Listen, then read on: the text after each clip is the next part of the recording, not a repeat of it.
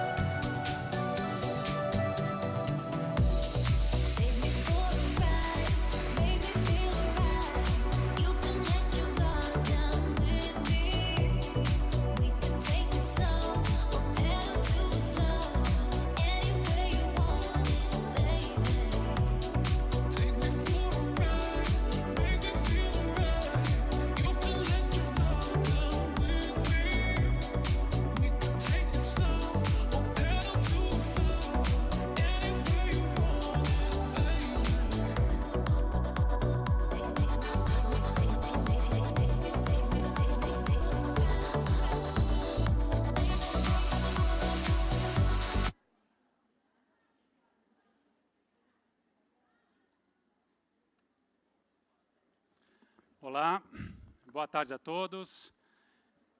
Tudo bem? Muito obrigado pela presença, todos aqui nesse lindo evento, e não só os que estão aqui, mas os que estão online também. Agradeço muito. Eu sou Diego Santoro, eu sou o gerente-geral da Kite, nos mercados intercontinentais, aqui na América Latina, no Oriente Médio e no Sudeste da Ásia. Meu trabalho aqui hoje é dar uma breve introdução sobre o que é a Kite, né, o que nós já conseguimos fazer ao redor do mundo, e depois vai vir o principal assunto aí para falar um pouco sobre as terapias celulares e o impacto que elas têm na vida dos pacientes no mundo e principalmente aqui no Brasil. Bom, a Kite é uma empresa 100% focada na promessa da terapia celular.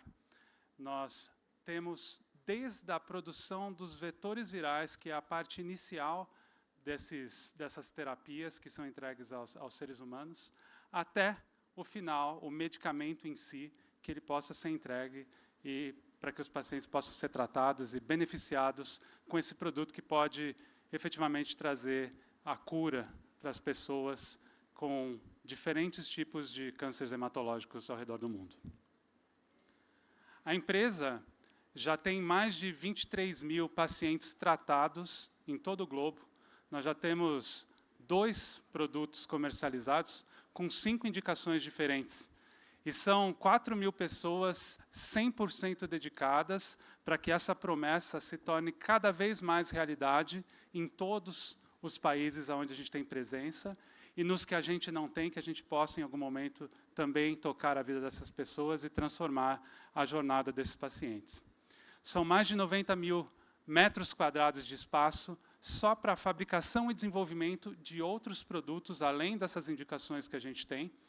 E a gente já tem mais de 25 países ao redor do mundo que fazem o reembolso dessas terapias, porque entende que para o sistema de saúde, para os pacientes desses países, é mais interessante manter esses pacientes tratados com essa terapia, para que eles possam continuar produtivos, viver com suas famílias e amigos e realmente trazer esse benefício da potencial cura para a vida deles.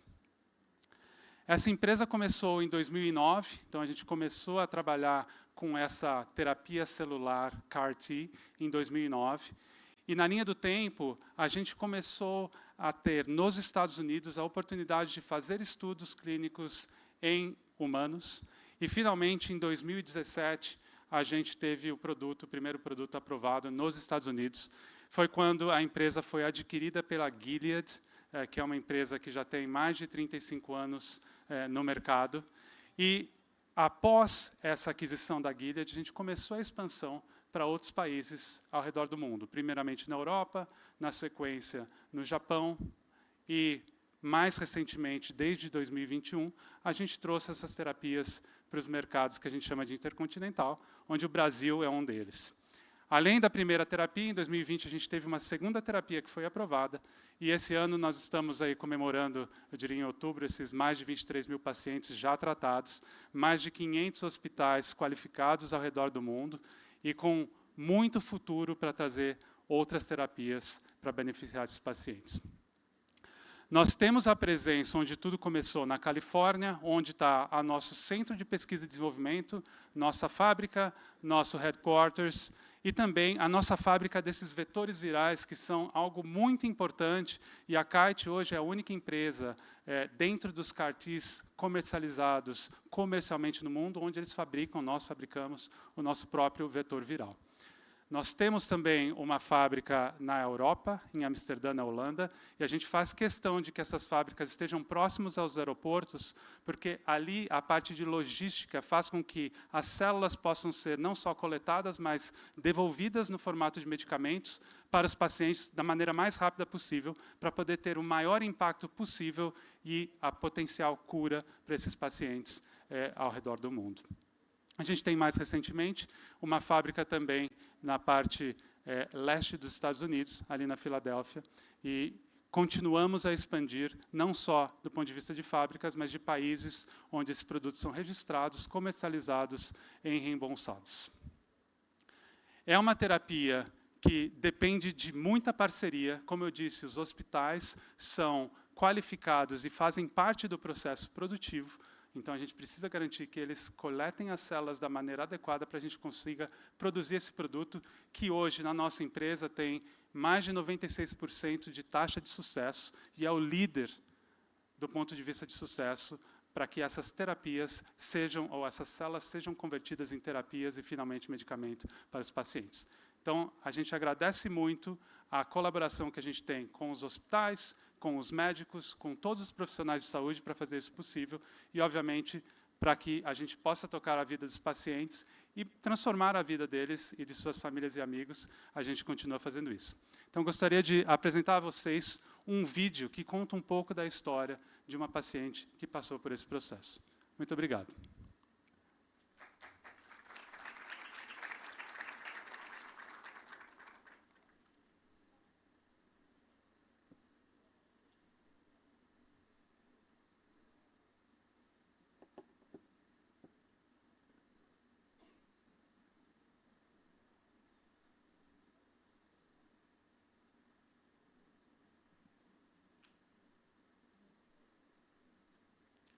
Em breve. Só para garantir, né, gente?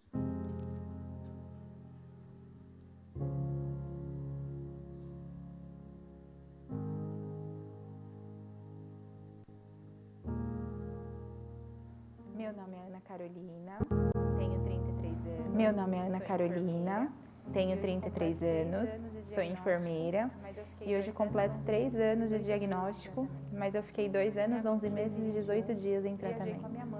Em agosto de 2021, viajei com a minha mãe e no avião eu comecei com uma dor de estômago, puxava um pouco pelas costas, só que um pouquinho depois eu comecei um ultrassom e viram que eu tinha muitas pedras na vesícula. Fiz a recém-endoscopia que pediram. Quando eu acordei, eu perguntei se tinha ido tudo bem o procedimento. O médico falou que tinha tudo dado certo, mas que ele tinha visto algumas imagens estranhas no meu abdômen. E aí, nessa biópsia, veio o diagnóstico de linfoma não Hodgkin de grandes células B. E no dia 19 de novembro, eu comecei a quimioterapia. Fiz 6 ciclos de quimioterapia. Agora nós vamos para o transplante de medula. E o meu maior medo do tumor hematológico era o transplante de medula. E aí fizemos o transplante de medula, porém, mesmo com o transplante de medula, a doença ficou ali. Então, eu saí do transplante de medula e tive que fazer radioterapia. Repeti o PET scan e voltei na consulta. Eu tinha exatamente 124 dias de transplante. E aí, na hora que eu entrei na consulta, a doutora falou que a doença tinha voltado. Aí, nesse momento, eu falei para ela que eu não queria mais tratar. Que eu queria ir para cuidados paliativos, que eu não queria mais tratar. A Ana é uma filha zelosa, que se preocupa com a gente, é muito carismática, tem um sorriso lindo e que eu agradeço a Deus dele ter dado a oportunidade dela continuar. Cada dia era uma coisa, porque a gente não sabia como o corpo dela ia reagir. Aí recebemos, depois de 6, 8 meses, a primeira, ela não tem mais nada. 2, 3 meses depois, o câncer voltou. E agora, aí vem aquela expectativa minha, principalmente como mãe, e que você não pode deixar transparecer. Eu sempre acreditei, desde o início do tratamento, que tudo ia dar certo. Aí eu acabei cedendo a todos os apelos de todo mundo em continuar tratando. E eu perguntei para ela, depois que eu iniciei a quimioterapia, que só com quimioterapia o tumor não ia responder. A doença iria voltar como aconteceu das outras vezes. Ela falou sim, então nós vamos fazer a terapia de CAR-T-cell. Eu apostei por ser uma terapia inovadora, fora do Brasil estava dando muito resultado, então eu coloquei todas as minhas fichas ali. Essa terapia, na realidade, é uma terapia, né, celular avançada. Retiramos os linfócitos desses pacientes, modificamos geneticamente, né, então inserimos dentro dos linfócitos uma parte de um vírus que vai modificar a estrutura das células, colocando nos linfócitos T as armas contra o linfoma. Né? Então esses linfócitos eles se fortalecem, tá, por uma manipulação genética. Isso dura em torno aí de 1 mês. E esses pacientes, então, a gente reinfunde essas células modificadas para combater as células do linfoma. Então, essa terapia fez com que nós pudéssemos resgatar os pacientes de momentos que não teria mais possibilidades de vida. Toda pessoa que chega, né, querendo viver, para mim, me toca, né?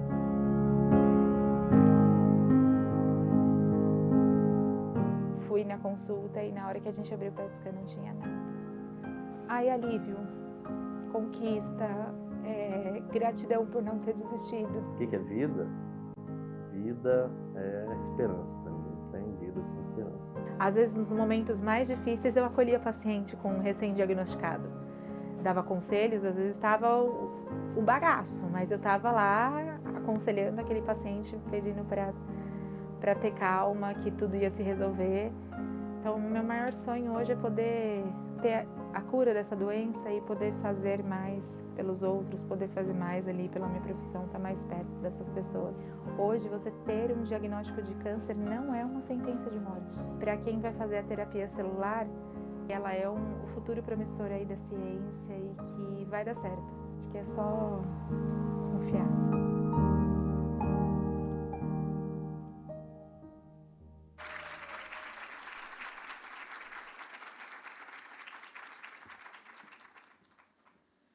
Boa tarde a todos. Acho que muito emocionante assistir esse relato. E eu queria dar continuidade a essa sessão, primeiramente agradecendo a todos os presentes, aqueles que estão conosco online também. E para contar essa história para a gente com um pouco mais de detalhe, eu vou convidar os principais atores. E para fazer essas perguntas, essa entrevista com esses atores, eu chamo para estar aqui conosco a doutora Caterine Moura, que é CEO da Abrale e da Abrasta.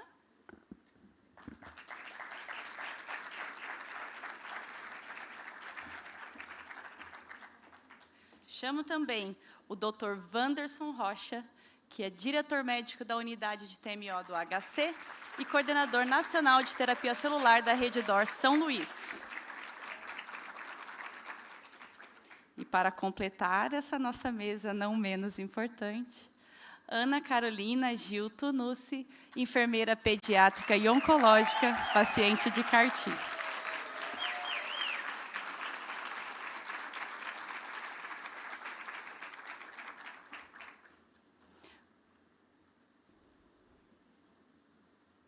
Muito obrigada a todos e eu passo, então, a palavra à doutora Caterine Moura.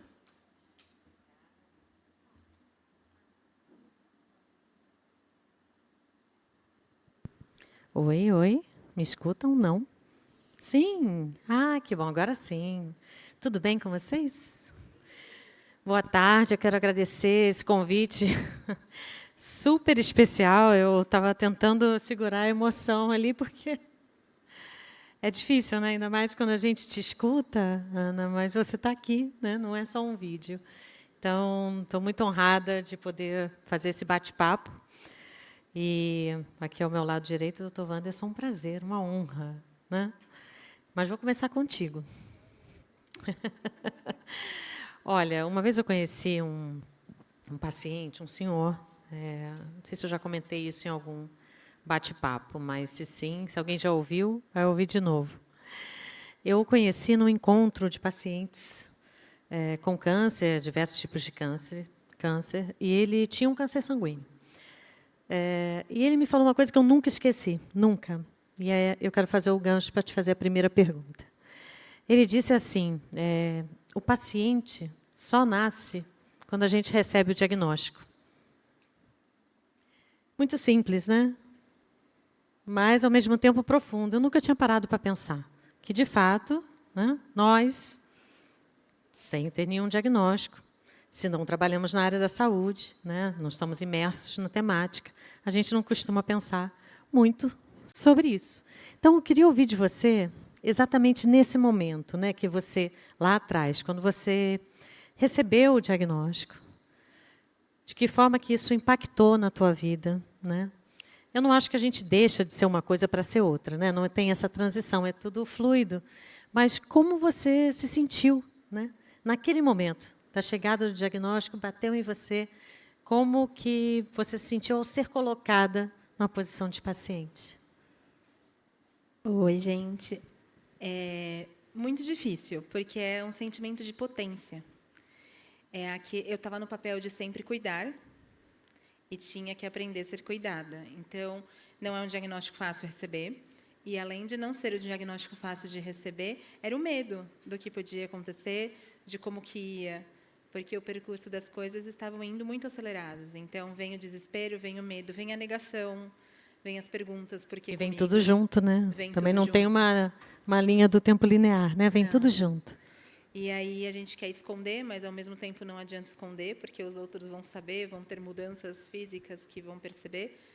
Então, eu acho que foi um momento de desespero, onde eu só queria me esconder, não queria ver ninguém, não queria falar com ninguém, queria só estar comigo mesma. Foi um momento difícil.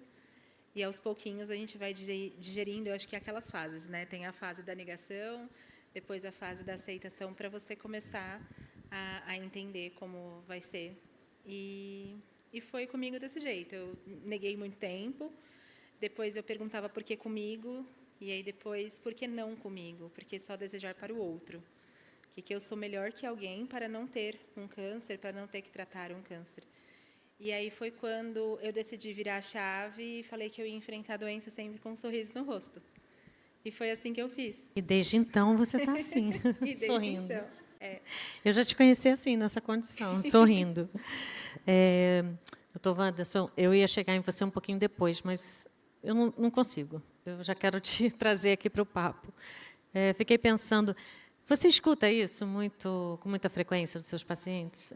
Esse medo, né, essa incerteza sobre o futuro, essa expectativa sobre tratamento, é comum? Pois bem, primeiramente, obrigado pelo convite, né? Depois de tantos convites, é a primeira vez que eu tenho a oportunidade de vir, então, Catherine, muito obrigado. Bom, em relação a isso, eu acho que é muito individualizado, eu acho que a experiência de vida de cada um faz com que esse paciente vai aceitar de uma forma melhor ou pior o diagnóstico, né? E isso, né, o mais importante é que o médico seja aquele que vai acolher, né? É aquele que vai ter que ser otimista, né? Eu sempre falo para meus pacientes, olha, o otimismo é a arma que você tem, né? E eu falo isso não só como médico, mas também como paciente de câncer, né? Eu já tive um câncer e isso faz com que nós, médicos, né, sejamos mais sensíveis, né? Eu acho muito mais sensíveis quando a gente também está do outro lado do paciente. Então, assim, a reação de cada um depende muito da história de cada um, né? Então, a gente vê aqueles pacientes que ficam nesse período de negação muito tempo, tem aqueles que viram a chave da negação, né, para aceitação, aqueles que vão negociar o fato de estar doente, aqueles que vão querer ajuda, aqueles que não vão querer ajuda. Então, é muito individual, e isso eu acho que depende da estrutura familiar, de apoio, psicológica, e não tem receita, né? O mais importante, nós que cuidamos, que a gente continue cuidando, independente da reação que cada um tem. E estar preparados também, né, para oferecer esse acolhimento personalizado, porque as histórias são individuais.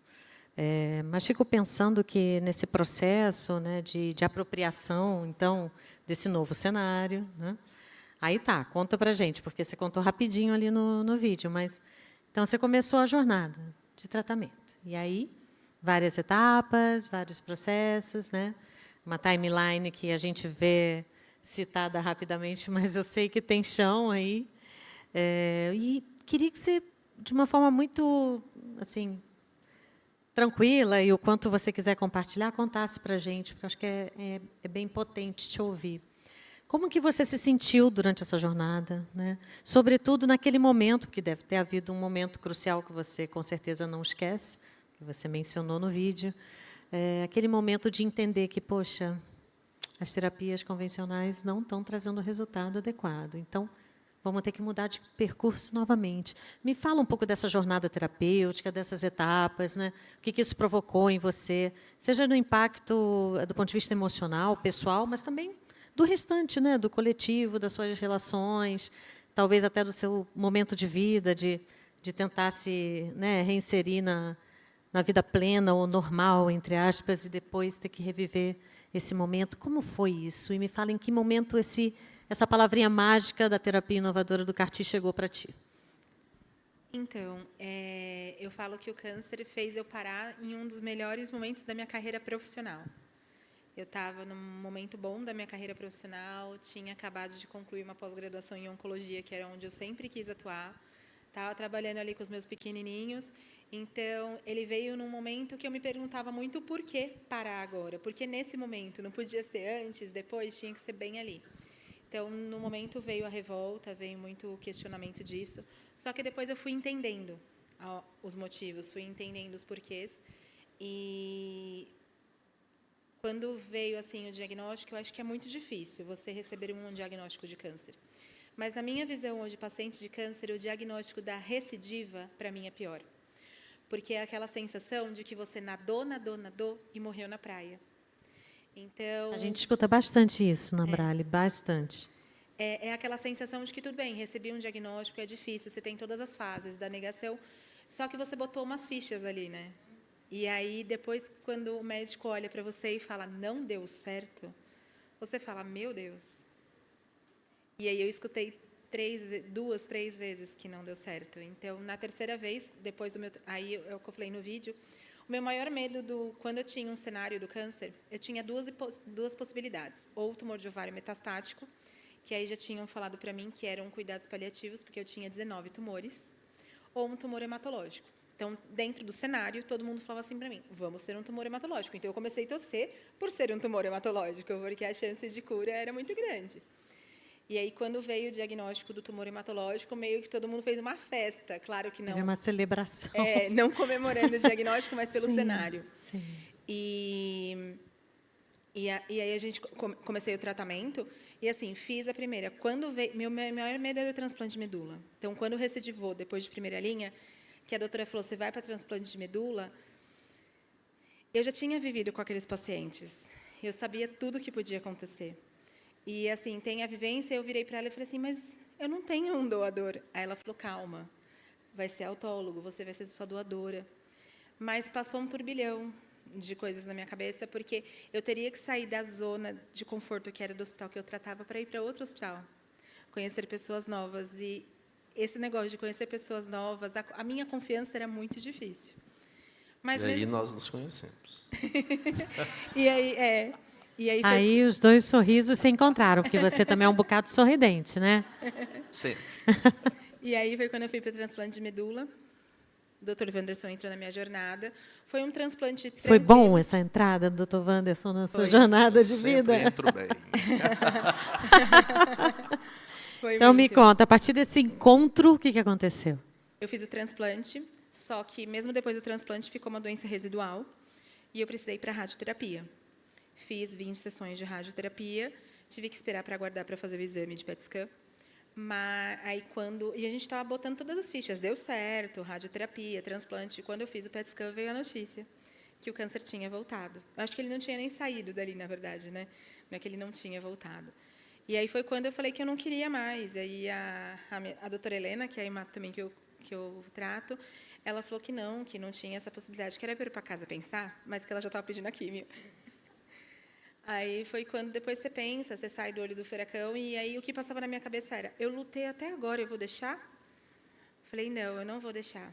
E aí, quando surgiu a possibilidade de fazer o CAR-T, eu coloquei todas aquelas fichinhas que faltavam, aquelas moedinhas do final. Aquelas guardadas, né, no lugar secreto. Isso, daquelas forças que você já não tem mais. Uhum. E eu apostei. Eu falei, então é para apostar? É para apostar. Só que eu tinha muito medo, porque eu tive a oportunidade de tratar em outro lugar como pesquisa clínica, e eu chorava, falava com o pessoal da Brale que eu não queria sair da equipe que eu estava, que eu precisava, que eu preferia ter que entrar com processo de convênio, isso, aquilo, do que sair daquela equipe pela confiança. Com certeza. E o vínculo, né, criado com a equipe. Enfim. E aquele sexto sentido, eu tenho muito forte. Então, eu falei para a doutora, eu falei, eu vou entrar com processo, tudo certinho, porque eu não quero mudar de equipe. E eu não quero ir para um estudo clínico, eu quero uma droga que já seja comercializada.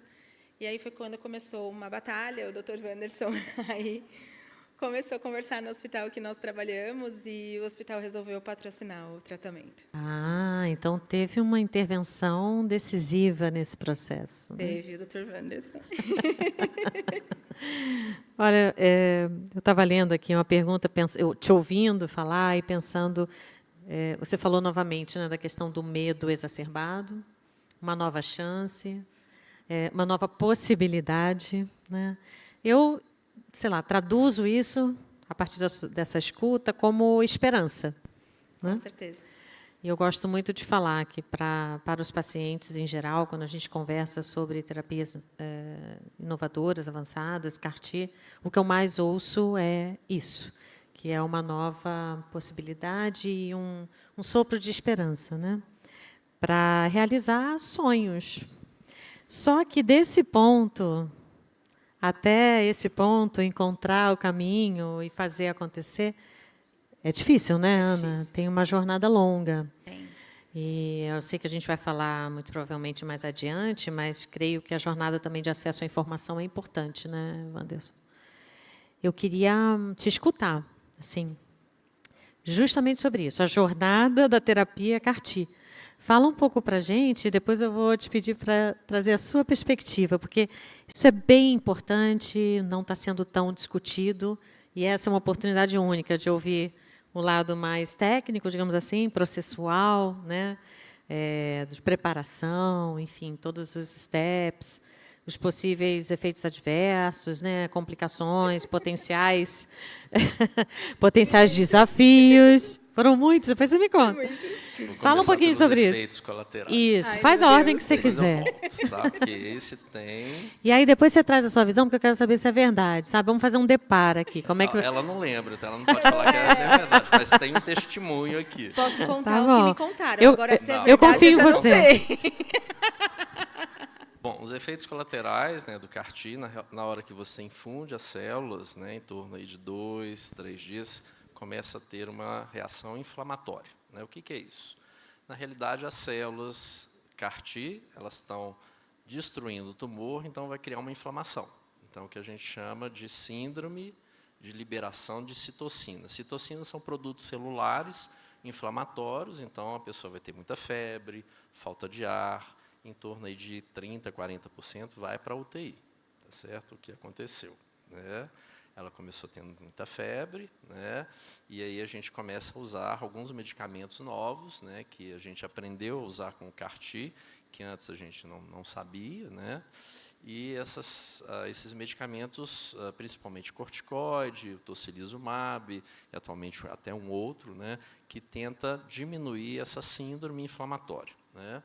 E depois disso, tem o que a gente chama de síndrome de liberação de citocina, tem aí uma outra síndrome, que é uma síndrome neurológica imunomediada, que em inglês a gente chama de ICANS, né? Que é uma síndrome em que você tem essa liberação das células no sistema nervoso central, e aí, né, um belo dia, a senhorita começou a ficar meio agressiva, começou Menina, você teve essa querer- também? Eu tive tudo. Você teve de um tudo. teve Foi, tudo. seu CAR-T Teve foi com tudo. emoção. Foi com Foi muita emoção. muita Muita. emoção. E coloca emoção. Nessas emoções, ela começava a querer bater em todo mundo, né? A mãe que sabe. Não deixava ninguém E ela que não não lembra de conhecia nada. chegar Isso perto. é ótimo, né? Não lembra de nada. E assim, tem toda a gente começa a detectar essa síndrome através da caligrafia. Então, a gente, mesmo antes do CAR-T, a gente pede os pacientes para escreverem uma frase e todo dia tem que escrever aquela frase. Então, a gente vai vendo que a caligrafia vai mudando, é um dos primeiros sinais de que essa síndrome está aparecendo, né?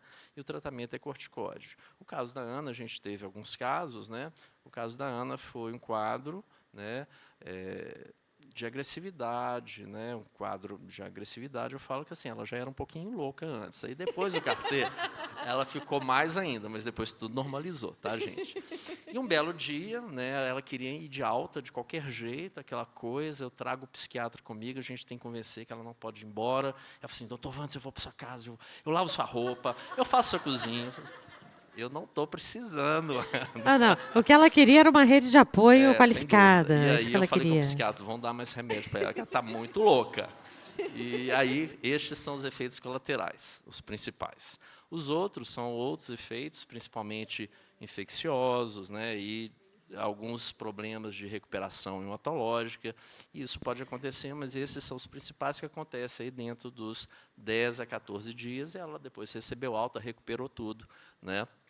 E foi para casa e a gente continuou o acompanhamento. Outra paciente, por exemplo, eu tive uma paciente que tinha convulsões graves e que ficou 2 a 3 semanas entubada na UTI. Então, você tem essa síndrome de liberação de citocina, você tem o ICANS, que é essa síndrome neurológica, mas, felizmente, os pacientes recuperam, né, e a gente consegue sem sequela nenhuma. Isso é muito interessante, né? Sobre a jornada, né, a jornada dos pacientes. Então, Ainda bem, sem sequela, né, Ana? Ainda bem. Eu acho. Que bom. Vida normal. Não fiquei mais brava. Segue vida normal. Segue vida normal. Agora, a jornada é uma jornada, para nós médicos, às vezes muito difícil por toda a dificuldade do acesso, né? Muitos pacientes a gente tenta, né, não conseguimos. A gente sabe que 25% da população brasileira tem convênio de saúde, então essa população tem algum acesso a isso, né, aos produtos farmacêuticos, né? Então, por exemplo, a Kite, né, que é o produto chamado Yescarta, que vai para fora do Brasil, volta para o Brasil, a gente infunde. Tem outros produtos, atualmente agora a gente tem um novo produto para mieloma múltiplo. E é importante falar que o Carticel, atualmente, ele é para o tratamento de linfomas não Hodgkin, de células B, leucemia linfoblástica aguda de células B e, mais recentemente, de mieloma múltiplo. São todos cânceres hematológicos, né? Outros tipos de câncer nós não temos. Existem trabalhos, né, para câncer neurológico. Enquanto, né? Por enquanto não temos Não resultados. temos, então isso tudo precisa de muita pesquisa, muito investimento, né? Inclusive, o próprio célula, quando eu falo CAR-T, quer dizer que o T significa linfócito T. E nós temos projetos de pesquisa que é o CAR-NK, CAR-macrófago, que é utilizar outras células para fazer o mesmo trabalho, né, das células T, que é para destruir as células do tumor. A jornada é difícil, porque uma vez, né, que a gente tem muito problema de liberação pelos convênios, a gente está vendo no Brasil que os pacientes chegam de uma forma mais grave, né? O tempo que a gente tem entre a decisão e a infusão pode demorar 3, 4 meses, né? Nos Estados Unidos ou na Europa, a gente já está com 20 dias, 30 dias. E esse período a doença vai evoluindo. Então, a gente tem que fazer alguma coisa para a doença não evoluir. Então, a jornada é uma jornada difícil. O mais difícil ainda é saber que a gente tem pacientes do SUS que chegam e que não têm essa possibilidade, né? Isso é muito duro. É muito duro. É por isso que no Brasil, né, a gente tem agora um produto, né, que é um produto de pesquisa. Então, foi oferecido para a Ana, olha, estamos nessa possibilidade. Naquela época você não conseguiria, porque o estudo parou, né, a infusão de pacientes a gente teve que parar, e o estudo agora foi liberado com o apoio do Ministério da Saúde para começar, e já foram incluídos 4 pacientes. É um produto produzido em Ribeirão Preto, com o apoio do Butantan e com o apoio da Universidade de São Paulo, e a gente faz parte, né, mas a gente tem que tirar o chapéu, é claro, para o pessoal de Ribeirão Preto, onde tudo começou. Eu estava aqui pensando, a gente já teve algumas conversas sobre o quão diferente e desafiadora, única pode ser uma jornada do paciente que recebe CAR-T, né? Mas, independente dessa jornada ou da jornada terapêutica convencional, digamos assim, no tratamento oncológico, oncohematológico, é inegável que esse paciente, qualquer um, precisa de apoio, correto? E o apoio, ele nem sempre está disponível, né? Nem sempre as pessoas têm uma rede familiar, né? Sabem que depois, que só um parênteses, depois que eu vim trabalhar aqui na Brale, eu escuto muitas histórias pessoais, histórias de pacientes. E fui assim desafiada, né, com tamanha diversidade, porque O câncer realmente impacta a vida das pessoas a qualquer tempo, em qualquer momento, em qualquer idade, em qualquer circunstância, né? Você falou bem que foi numa hora talvez equivocada que eu estava num pico de sucesso profissional. Não tem isso, né? Se a gente pudesse escolher, mas não é bem assim. E tem muitas pessoas que não têm apoio, nem familiar, nem social, né? Às vezes não conhecem redes de apoio como as associações de pacientes, então tem de tudo. Tem pessoas sozinhas, né? Tem pessoas com famílias distantes. Eu queria ouvir um pouco, pensando na jornada do CAR-T, né?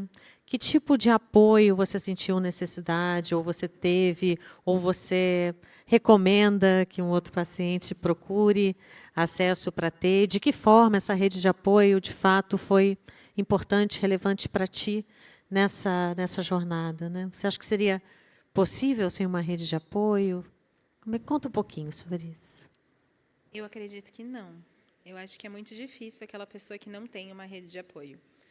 Claro que no momento de diagnóstico fica todo mundo meio que perdido. A rede de apoio também, que a família mais perto fica daquele jeito, mas depois a gente começa a entender o caminho. E eu acho que a rede de apoio é indispensável. Pelo menos no meu caso, eu tive a rede de apoio da minha família, aproximei alguns familiares. Minha mãe me acompanha em todas as internações, consultas, exames, internações longas, curtas, pequenas, cirurgias. Ela está sempre lá com você. Tá. Meu pai e meu irmão mais distante, mas sempre lá também. Meu pai ficou um pouquinho mais, porque foi difícil para ele aceitar. Eu não sei nem se ele já aceitou o diagnóstico. Eu acho que hoje ele fala, hoje ele consegue falar sobre, mas para ele foi difícil. O meu irmão também foi um pouco difícil, mas até que agora, no CADCEL, ele até ficou mais perto. Mesmo eu confusa, ele ficou na UTI, mas eu acho que a rede de apoio é fundamental. Eu não teria como uma rede de apoio, acho que não só familiar. Eu tive uma rede de apoio em tudo, em rede de apoio em questão de confiança médica, atendimento psicológico, pessoas, amigos que estavam próximos. Muitas vezes recorria ao comitê de pacientes, chorava para eles e gritava. Uma equipe multi, né? Você fez uso de todos os recursos, todos os recursos. Sociais, afetivos, tudo que Sim. você tinha ao seu dispor, né? Sim, e eu acho que faz muita diferença. Porque são pessoas diferentes e são apoios diferentes. E, às vezes, você não quer só o apoio da família, você quer ouvir fora da família alguém, você quer ouvir, às vezes, alguém que já passou por isso, que olhar para você e falou, calma, vai ficar tudo bem. Que nem há um ano atrás, eu estava no olho do furacão. Eu tinha, literalmente, no TJCC do ano passado, estava 3 dias pós-quimioterapia. E eu não sabia o que seria. E eu estava num momento onde eu estava desesperada, e aí, quando veio realmente a negativa do CAR-T-cell, eu sentei no chão do espaço instagramável, comecei a chorar. E aí a Duda e a Amanda começaram a rezar por mim. A gente pode fazer uma oração para você? Eu falei, pode. E ali, principalmente, a Duda ela falou, você ainda vai, o ano que vem, vai dar o seu testemunho. Tá vendo? Ela falou, você vai contar. E não é que você está aqui? No painel? Espera aí, eu vou ter que aplaudir. Eu acho que eu te conheci ano passado mesmo, não foi? No TJCC? Foi no TJCC. Então, mas foi oportuno, a gente já se conheceu e a gente já te puxou para o comitê e você já ficou, nossa. Já fiquei. Então, entendeu, doutor Falar Wanderson? que a Duda era minha paciente também. Sim. A Duda Continua, né? Continua, Mas eu acho que a rede de apoio é muito importante, porque além da rede de apoio, você falou uma palavrinha aí mágica que a gente escuta cada vez menos. Não vem com essa placa de 5 minutos, não. A gente escuta... 5 minutos, A gente- 3, 2, 1. Não é? A gente escuta cada vez menos, mas eu quero fazer um parênteses para deixar aqui de forma enfática o vínculo com o seu médico. Né? Não é porque ele está aqui, não é porque ele é um cara dedicado, não é porque ele é maravilhoso, não é por nada disso. Mas o vínculo com... Não vou repetir, hein? O vínculo entre o médico e o paciente é fundamental. Sempre foi, desde o século passado, quando a gente fez medicina, né, Tovanes? Você, né? Fez medicina. Eu um pouco depois, mas... E sempre será, porque independente da fonte de informação, independente de outras redes, né? Esse vínculo ele é determinante para a confiança, não é isso? Para o seu bem-estar. E é o que eu já falei uma vez para o Dr. Wanderson, falei agora, e ele falou que eu quebro ele toda vez que eu falo. Um dia eu cheguei para dar uma lembrancinha para ele de agradecimento. Aí ele falou, ai, não precisa. Ele nunca não aceita é nada. necessário. Aí eu falei, não, doutor, é necessário. Ele falou, não, não precisa. Eu falei, não, doutor, precisa de agradecer de alguma coisa. Não, não precisa. Eu falei, vou mudar a pergunta, então. Aí eu fiz para ele assim, a vida tem preço? Ele falou, não. Eu falei, mas você me deu o direito de viver. E aí eu comi os chocolates de uma vez só. Então, eu acho que vínculo... Eu não consigo ver um tratamento oncológico hoje onde o paciente, que nem no meu caso de 3 anos, não tem um vínculo, uma liberdade que você possa conversar e jogar limpo com o seu médico. Eu acho que é a principal fonte. Porque precisa entender, precisa estar ali junto, porque é eles que vão te dar a mão e, muitas vezes, é você que vai precisar da mão deles. Então, eu acho que tem ficado cada vez mais distante esse vínculo. E eu acho que a gente tinha que trazer, muitas vezes, que a medicina antes era muito mais assim de vínculo, Mas sabe o que eu médico da penso? família. Sabe o que eu penso? Eu acho que sempre há uma oportunidade. Quando há interação entre duas pessoas, há uma oportunidade. Depende de nós, né? Também. Você não é só com um sorriso, você conquistou também a confiança dele, estabeleceu-se uma relação, né, verdadeira de confiança e de cuidador e cuidado, né? Enfim, eu estou aqui no meio, eu sinto o vínculo, né? Eu sinto a relação. Eu ia te perguntar como é que está a vida. 9 meses? Não, 8 meses após o CAR-T, mas você pode responder, mas depois dessa frase que você falou, para mim, não sei para vocês, mas diz tudo, né? Mas pode responder. Como é que está essa vida depois do CAR-T? Eu acho que está começando a voltar ao normal, acho que se tornar palpável. Eu ainda sou muito medrosa. Eu acho que Liga para o Dr. Wanderson. Quando vier esse medo, você liga para ele. Para você ter noção, é a primeira vez que eu estou mais que 10 pessoas sem máscara.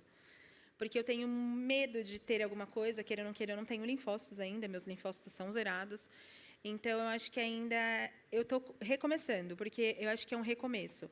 A Ana, lá de 2021, ela não existe mais, porque eu não sou mais a Ana de 2020 antes do diagnóstico, eu não sou a Ana tratando. Eu sou uma nova Ana que acho que está em formação a cada dia, com defeitos e qualidades, momentos de revoltas ou não, algumas crises de ansiedade um pouquinho mais intensas agora, coisas que eu não tive durante o tratamento tão forte como está agora. Então, eu acredito que é a formação de uma nova Ana. Não que eu tenha mudado, que eu vou perder tudo que eu tinha, não, mas eu acho que é uma forma de ver, de pensar, de agir muito diferente. Então, eu acho que eu estou nesse momento de transformação. Que bom que você teve uma nova oportunidade. Que bom que você está se reconstruindo. Quem que não está passando por mutação? Somos todos, né, mutáveis. A gente muda ao longo da vida, mas você teve uma nova chance, né? E veio através das mãos do seu médico, né? Mas tem uma rede enorme de pessoas aí, não é?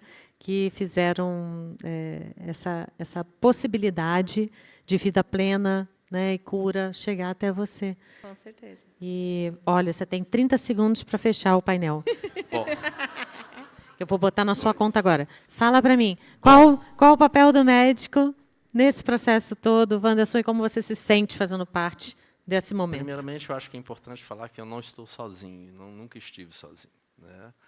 A gente trabalha em equipe, né? Uma equipe, inclusive a doutora Helena, que foi e que é a médica da Ana, eu acho que é importante falar, ela trabalha diretamente comigo, e mesmo que eu não fique assistindo diretamente a Ana, eu sei de tudo, porque a doutora Helena, nós trabalhamos numa rede de médicos. Ela te conta tudo. Ela me conta tudo. Ai dela, se não Até quando eu contasse. passo na consulta primeiro lado, que com ele. Eu chego lá e falo, já sei. Fico sabendo de tudo. E, além disso, né, toda a minha equipe, né, que cuida de terapia celular, né, no hospital, né, então são vários médicos, além de toda uma equipe multidisciplinar. Então, eu não sou ninguém, nunca fui ninguém se eu não tenho várias pessoas ao meu lado.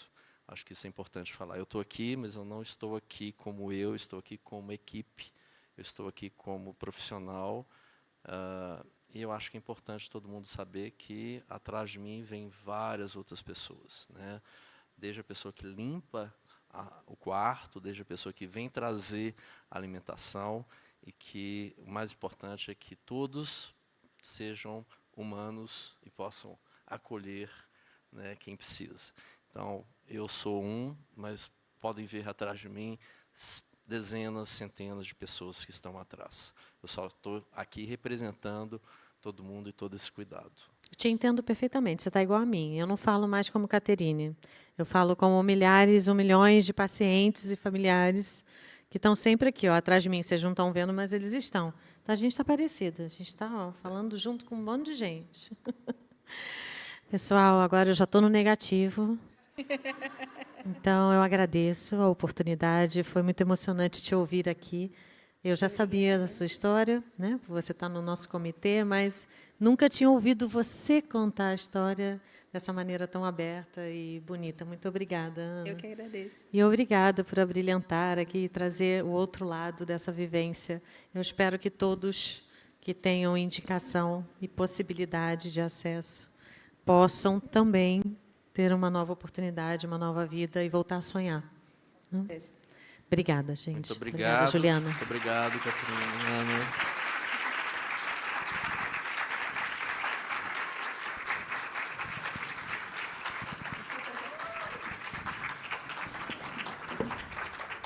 Obrigada a todos. Eu agradeço a Ana e ao Dr. Wanderson e a Caterine por dividir conosco essa história tão maravilhosa. Eles vão tirar uma foto.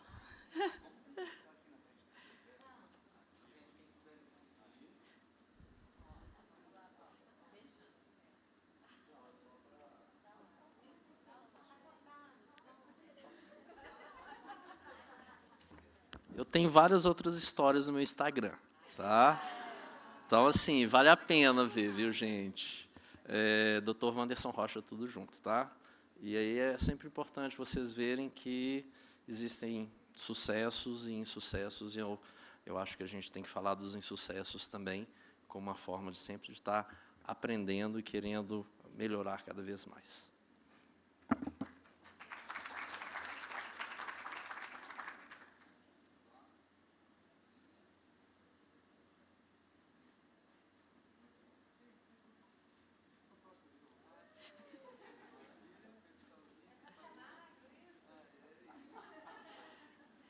Então, seguindo com a sessão de hoje, eu peço que o Dr. Wanderson e a Ana se retirem, mas que a doutora Caterine continue.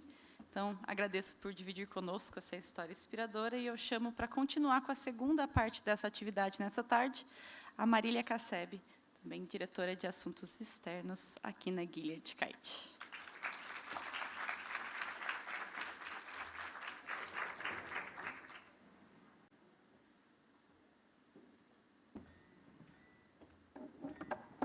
Gente, boa tarde a todos. É um prazer enorme estar aqui com vocês.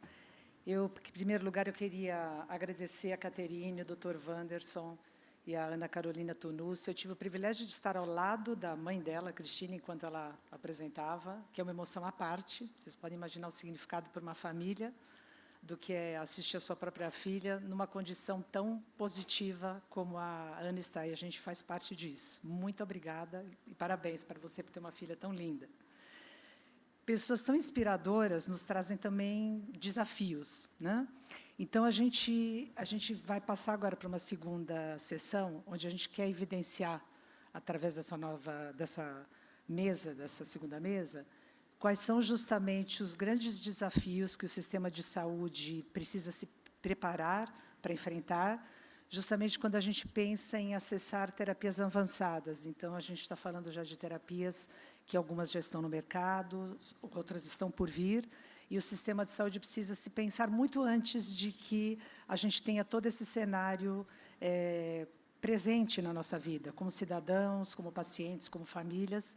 E, por essa razão, a gente vai discutir, então, nesse painel, vai trazer para a discussão pessoas muito relevantes, né? Públicos de interesse muito interessantes que estão constantemente nessa discussão. Então, a gente vai chamar aqui para o palco o Antônio Dyer, que vai ser o nosso mediador dessa sessão. Tony, por favor, muito bem-vindo, muito obrigado. Bem-vindo, viu? Tony é carinhosamente conhecido com este nome. Ele é empresário e cientista político especializado em doenças raras, conhecido de muitos de nós. É fundador e presidente da Casa Hunter, da Febra Raras e da Casa dos Raros.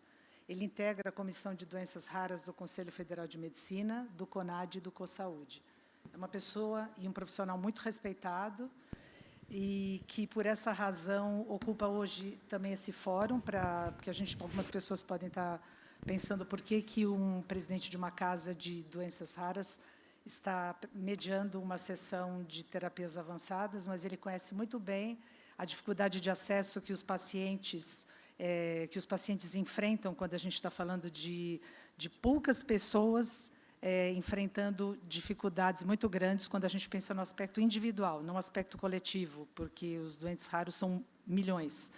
E ele consegue perfeitamente enxergar esse aspecto da oncologia e da raridade dos pacientes, das patologias que nós estamos aqui discutindo hoje, e ele pode dar uma contribuição muito grande para todos nós.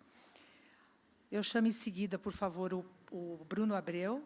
O Bruno é diretor de Mercados e Assuntos Jurídicos do Sindusfarma. Bem-vindo, Bruno.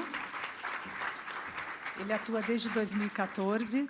Ele é especialmente no Sindusfarma, ele é advogado, especialista em regulação econômica, com 14 anos de experiência na CEMED.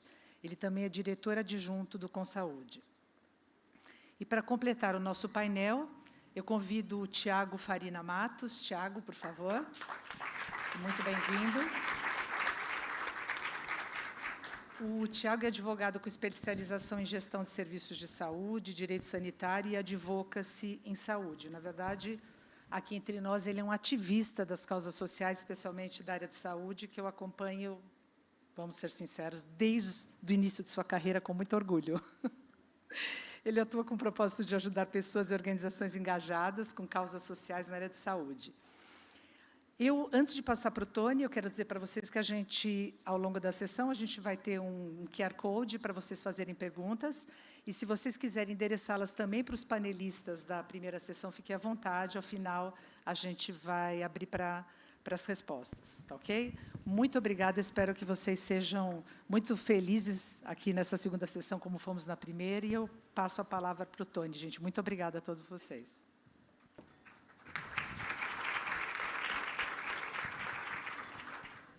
Muito obrigado, Marília.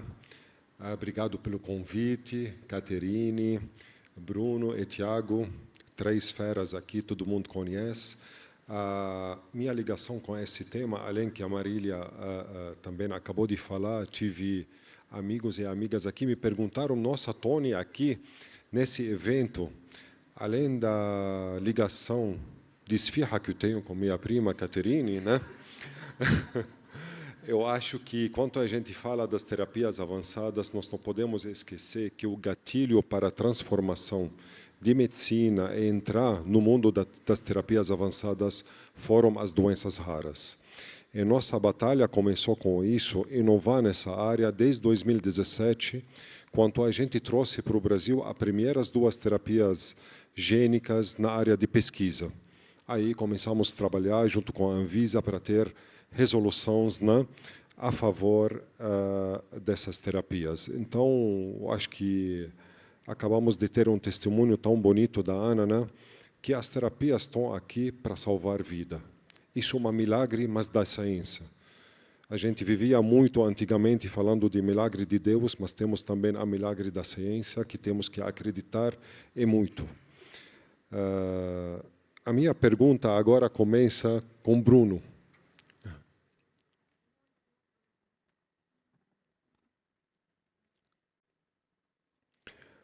Bruno, bem-vindo. A Sindusfarma lançou uma agenda propositiva para as terapias avançadas no Brasil. Poderia nos dar uma visão geral dessa proposta?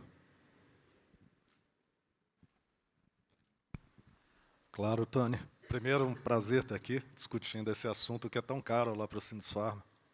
A gente começou a construção dessa agenda em 2018, né, quando a gente começou a ver que o horizonte tecnológico estava vindo muito mais rápido do que se esperava, né, e a gente viu que a Anvisa precisava se preparar, né, pela excelência da Anvisa, ela tinha que estar antenada com as principais práticas regulatórias para trazer o registro do produto. Então, fizemos um primeiro evento voltado a regulatório em 2018, de terapias avançadas, um segundo em 2019, de CAR-T-cell, e aí veio a parte que, para mim, é muito cara, que é preço e acesso, porque a gente também está muito atrasado, em geral, nessas discussões no Brasil. Fizemos uma oficina na Anvisa, em 2019, muito boa, que o secretário era o Denizar Viana, e ele participou ativamente das discussões, palestrantes internacionais, e, obviamente, com a preocupação, né? Mudava a lógica do financiamento e do pagamento de tratamentos, onde você tira o paciente do sistema de saúde, você muda a lógica do tratamento, você tira, às vezes, tratamentos continuados e tratamentos longos e de ciclos para, às vezes, uma dose, né? E muda a ótica disso tudo. Uma logística muito cara, um investimento muito caro, né? As pessoas elas têm dificuldade de entender como é que se compõem preços de medicamentos, medicamento inovador, principalmente. O medicamento inovador, o que está hoje, ele está pagando a inovação de amanhã, né? Então, a gente tem, nas nossas prateleiras da indústria, um investimento muito pesado em inovação. Isso tudo é muito caro. Não preciso falar quanto que custa e quanto gira, né? Principalmente nesses produtos que têm um N de pacientes muito pequeno e que precisa ter o material genético do paciente viajando metade do mundo, sendo processados e voltando para ele no tempo ideal.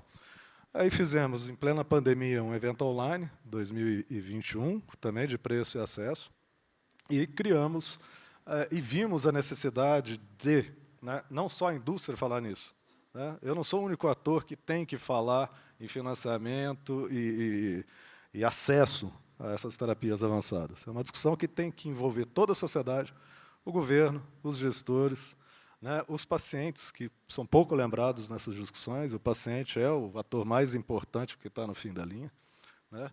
Então, a gente resolveu fazer essa agenda propositiva, que começou com um evento em dezembro do ano passado, onde que a gente fez em Brasília, chamou o governo, chamou todos os atores sociais, a indústria, os pacientes, e começou uma discussão que, para mim, ela está muito atrasada, né, de como melhorar o financiamento à saúde. Nós temos um dos maiores sistemas únicos de saúde, com investimento governamental do mundo, mas com investimento proporcional ao PIB muito baixo. Muita gente não tem um sistema de saúde do tamanho do nosso e investe muito mais proporcionalmente ao seu PIB, né? E discutir questões caras. Esse tratamento, às vezes, é mais caro no começo, mas, ao longo do tempo, ele fica mais custo-efetivo. Existem formas de financiamento das terapias que precisam ser discutidas, como compartilhamento de risco, como pagar. Os Estados Unidos enfrentou essa questão quando veio a terapia avançada, né? Falou, poxa, quase que inventaram o crediário, tirando financiamento de casa e automóvel, eles não conheciam essa parte, né? E todo mundo passa a se preocupar com isso. Mas é isso, a gente quer uma discussão 360, discutir como incorporar esses produtos nos sistemas de saúde, discutir o quanto que ele não é custo-efetivo no começo, mas ele passa a ser ao longo da vida, como ele abre esperança para os pacientes, e como ele é difícil de fazer, né? A gente teve o depoimento do Dr. Wanderson aqui na primeira mesa, da paciente, como é difícil, é um tratamento personalizado, é uma mudança de ótica da medicina. E a gente tem os produtos à disposição dos pacientes. E a gente tem os produtos nos mercados, a gente tem nos sistemas de saúde. E pouco se discute, né? A não ser, nossa, como é caro, só sai o preço, o valor dele. E valor em saúde não é o preço do produto. O valor que ele agrega ao tratamento, ao custo da doença, ao paciente, principalmente, né? E é isso que a gente tem que discutir. A nossa agenda propositiva passa por isso, né?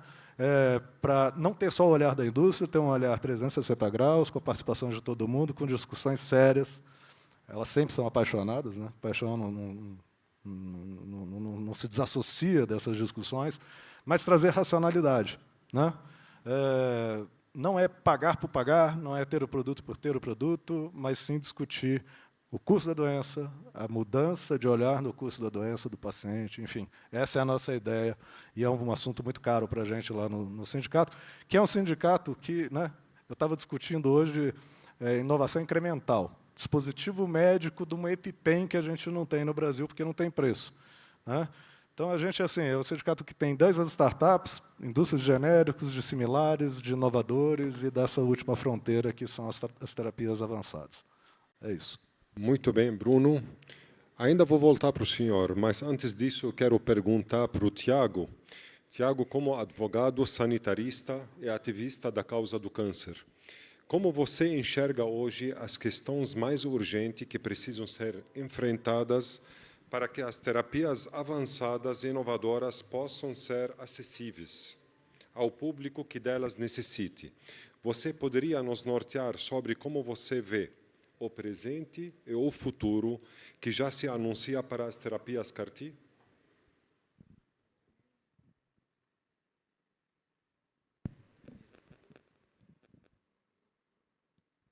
Ih, Tiago, você foi vetado. Quer o meu? Alô? Aí. Bom, primeiro ligar o microfone, né? Queria agradecer muito o convite, né? Principalmente vindo da Marília. A Marília era uma ongueira, assim, de mão cheia, assim. Ela, lá para 2005, 2006, por aí, acho que foi mais ou menos nessa época, 2007, que a gente se conheceu. Ela era a líder de uma ONG chamada AB Câncer. Não sei quem aqui lembra dessa ONG, mas era Não sabia disso, conta isso. Era a maior ONG que tinha, era referência, né? E ela produzia umas revistinhas, chamava AB Câncer Advocacy embaixo. 2006, 2007, não se falava em advocacy, né? E eu tenho, outro dia eu fiz um zoom com ela, eu tenho, e eu não vendo de jeito nenhum, isso para mim é uma relíquia. Eu guardei todas as revistinhas, deve ter umas 10 revistinhas, todas. Eu tenho todos os volumes das revistinhas e guardo elas. Eu fiquei até pensando, eu preciso ensacá-las, porque eu moro na praia agora, imagino o que vai acontecer com aquelas revistas se eu deixá-las expostas, como eu costumo fazer. Então, assim, ela é uma grande referência, assim, né? É um prazer duplo ter sido convidado e ter sido convidado por você, Maria. Eu acho que a gente vive, Tony, acho que o Bruno trouxe um olhar, assim, ele falou de um olhar 360, né? E eu também acho que em política pública a gente tem que começar a ter olhar 360. O que eu quero dizer com isso? Às vezes eu sinto que a gente sabe que tem um monte de problemas acontecendo, e parece que quando a gente fala em priorizar, a gente tem que escolher um e deixar o resto para depois. E eu acho que isso não dá para acontecer. A gente tem que ter um olhar 360. Tudo tem que andar. Talvez as coisas não andem na mesma velocidade, porque há barreiras diferentes, mas tudo tem que andar. Eu tenho que pensar na questão do diagnóstico, né? Principalmente para doenças mais avançadas, eu preciso pensar em como que isso vai fluir num cenário para eu ter o diagnóstico. Ao mesmo tempo, eu estou vendo que estão surgindo novas terapias, eu estou preparando o sistema para isso, né? Eu estou preparando, vamos pegar a Conitec, assim, um exemplo, talvez, que agora vai estar na moda por causa da decisão do STF. A gente teve aqui um painel, antes, que, para mim, aquilo tem que ser a referência para um paciente testemunho, perspectiva do paciente. Alguém aqui já viu um paciente falando na Conitec? Quem já viu? Levanta a mão, por favor. Assim, um dos últimos que eu vi, assim, que eu assisti, mas já é um pouco mais antigo, o paciente falou, assim, de toda a sua situação. E, assim, eu assistindo, eu ficava assim, meu Deus, assim, como que ela passou por tudo isso? Assim, como que foi isso, assim, desse jeito, contando? Eu acho que eu teria desabado, eu teria desistido há muito tempo. E foi impressionante. Terminou a fala dela, a primeira pergunta foi assim, deixa eu te fazer uma pergunta, você conhece o protocolo do SUS? Você sabe que tem 9 outros medicamentos ali? Você pode me dizer por que o seu médico prescreveu esse que não está? Assim, eu falei, cara, assim, que pergunta, assim, é isso que a gente quer extrair do paciente? Uma pergunta que, primeiro, que não é o paciente que tem que responder, não tem essa expertise de fazer uma avaliação do PCDT do Ministério da Saúde, né? É isso que eu espero do paciente. Então, assim, o nosso sistema não está preparado, né? Essa decisão do STF só vai escancarar uma realidade regulatória que a gente tem muitos problemas para resolver, né? E eu acho que a gente não está fazendo essa discussão. A gente está esperando o problema explodir para começar a tratar do assunto. Esse é um tema que, para mim, a gente tem a oportunidade de começar a tratar, talvez até já perdeu esse bonde, de começar a tratar antes do problema se tornar muito grande, né? E a gente está fazendo uma discussão, assim, abstrata, né? Poucas coisas eu vejo de avanços regulatórios nesse sentido. Tem uma questão que eu acho que também é uma questão de coerência e estresse do sistema. O gestor público nem sempre ele vai poder fazer tudo o que gostaria. Nem sempre vai poder fazer tudo que gostaria. Às vezes, questões orçamentárias, às vezes, questões políticas. Mas ele sempre pode ser, virtualmente falando, coerente. Às vezes, ele tem que não ser coerente porque ele quer agradar alguém, mas, virtualmente, ele sempre pode ser coerente. Então, acho que, questão CEMED. Quando, Bruno, a gente estava discutindo aquela questão dos preços da CEMED? A gente fez uma consulta pública, 2019, 2020, por ali. Até agora, a gente não evoluiu nessa discussão de mudar, de fazer uma rediscussão de preços de medicamentos no Brasil. A gente não evoluiu. Outro dia eu entrei no site da CEMED, é de uma riqueza, assim, as contribuições. Tem, assim, toneladas de páginas de contribuições. Qualquer dia eu ainda vou pegar todas, vou ainda postar no LinkedIn, porque, assim, é de uma riqueza intelectual aquilo, é tanta perspectiva. E o que a gente discutiu daquilo? O que a gente discutiu de realmente evoluir para que resolução que a gente quer, onde que a gente tem que mudar, né? A gente parou. Agora, talvez, a gente vai ter que rediscutir, porque novos elementos surgiram. E a gente perdeu, talvez, um bonde de já melhorar, de já prototipar, de já fazer um teste, né? Então, acho que o futuro, infelizmente, eu não sou futurologista, assim, eu acho muito difícil prever a próxima semana. Mas, assim, no presente, a gente tem que exigir da gestão pública mais coerência e enfrentamento dos problemas de forma 360. Dentro do que a gente tem condições de evoluir, a gente não pode deixar para depois as discussões. E eu acho que as questões de terapia gênica entraram muito nisso, né? Entraram muito. Eu acho que você vai falar mais depois aí, Tony, mas... Eu acho que você tocou no assunto. Queria também pegar esse gancho para falar que nós estamos enfrentando um desafio muito grande, onde todos os avanços conquistados nos últimos 10 anos podem ser perdidos em alguns meses. Tivemos a sorte, conseguimos convencer o ministro Nunes na semana passada a pedir vista ao processo, né? Mas isso ganhamos apenas tempo para poder convencer os demais ministros para melhorar o voto. Nós estamos enfrentando uns votos equívocos que podem dificultar muito o acesso. Enquanto a gente estava trabalhando na contramão a democratizar o acesso, infelizmente, eles estão trabalhando a fechar o acesso. E temos problema sério aqui, eu me dirijo aqui à indústria. Indústria, eu entendo, aqui tem o Bruno representando o Sindusfarma, tem a indústria, faz parte da Interfarma, que zelam muito pelo compliance. Eu concordo, mas na guerra tem uma coisa importante, sou cientista político, você tem que usar mesmo armamento, senão você perde a guerra, ou armamento melhor. Quando eles usam, o Ministério da Saúde usa a Conitec, que é totalmente conflitante, tem conflito de interesse total, porque ela representa o pagador. Nós não estamos falando de uma agência independente tipo NICE, nós estamos falando da Conitec. Para ela ser a chancela da judicialização no país, então, me desculpa, ela dá para vocês também toda a ferramenta a quebrar qualquer compliance e também irem para a guerra. Porque nós não podemos apenas, como paciente ou representante do paciente, enfrentar sozinho. Isso é chamamento para todos os stakeholders no país que precisam estar junto, porque o futuro, não de um governo, o futuro da população inteira, ela pode estar em jogo e nós podemos estar fechando a porta não apenas para a Carticel, para todas as inovações em saúde para os próximos 20 anos, os 50 anos, os 100 anos. Então, esse é um apelo para que realmente a indústria rever alguns conceitos e usar a mesma ferramenta que está sendo usado.